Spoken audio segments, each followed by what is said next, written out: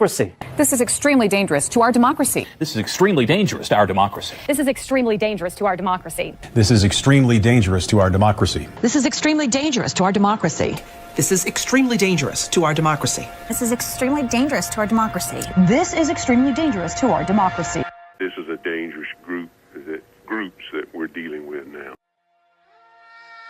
We live in a time where just standing on basic rights is heroic because we're all so used to giving them up day to day that, like, when somebody comes forward and says, no, we have these rights and I'm going to stand on them and I'm going to be unwavering, this has now become heroic.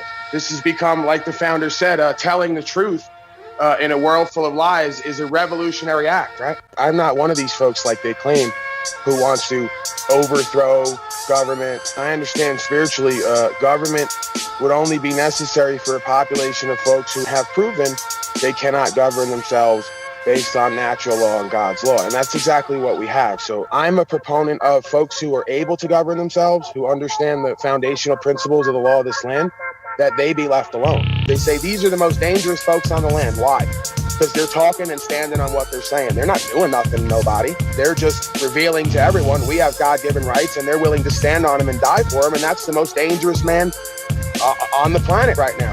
Right now, the rest of the slaves, the ones who self-identify as trustees, whether they know it or not, part of the United States federal corporation, federal body politic, they have a duty and obligation through contract to uphold the policies and codes. Because now, again, there's two classes of being. There's a privileged class of being under the law, and then there's a protected class of being. Most of us have opted into being a privileged class where we get privileges and benefits in exchange for essentially our rights by contract. So majority of folks are entering into a contract. They have made themselves a part of a corporate body politic, and therefore they have an obligation to fulfill that contract. If they want to correct that status and that standing and that presentment, and therefore renegotiate on that contract, right, and go back to being a man or woman on the land, then they're not subject to policy and code. They're only subject to the law of the land and essentially God's law, right? A set of laws that's in our conscience. It's discoverable. We can come to know it and do it, and we will create a kingdom of heaven out of that. But because we do not seek the truth and be set free, we are born into a certification program where a legal person is created, an all caps entity is created, and we spend the first 18 years identifying as that entity everywhere we go, taking our birth certificate and our social security down to DMV, getting ourselves a license for a right we already have. A license is synonymous with doing business in commerce. At a certain point, they created a group, a corporate capacity, where everybody opts into in order to be kept safe, right? This is sort of the movement of the idea, in my mind, of the republic into a demosocracy, where, okay, you identify as this member of the corporate body politic, you're agreeing that you want to be kept safe. And we see this now, where folks are going to their government to be kept safe and being given benefits and privileges. You have a split now, bifurcation, where the republic has now become a demosocracy in a lot of people's minds. There is no more faith structure. There is no more family structure. The state has essentially been moved in as our cosmic parents on every level.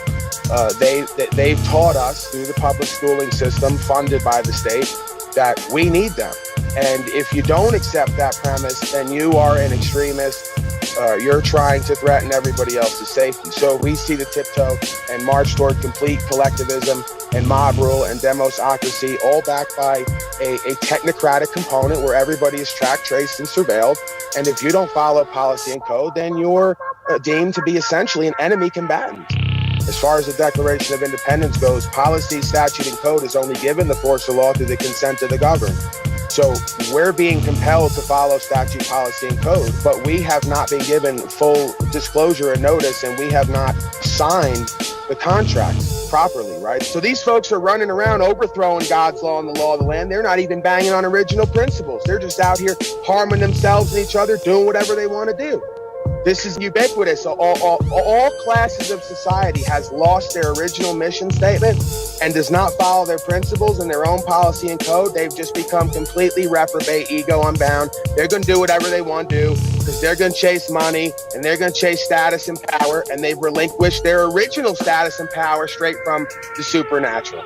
Any man or woman born on this land that does not uphold the original principles, precepts, and philosophy of law, because ignorance of the law is no excuse, you are damned to a form of spiritual judgment. I don't care if you think it's funny, you think it's a big joke. I'm telling you, the karmic and dharmic law of this realm, if you continue to create and stand on wrongdoing and defend it and enforce it, you're going to bring about demonic conditioning in this realm. You've already seen it. I don't know where you folks have been. We're already there.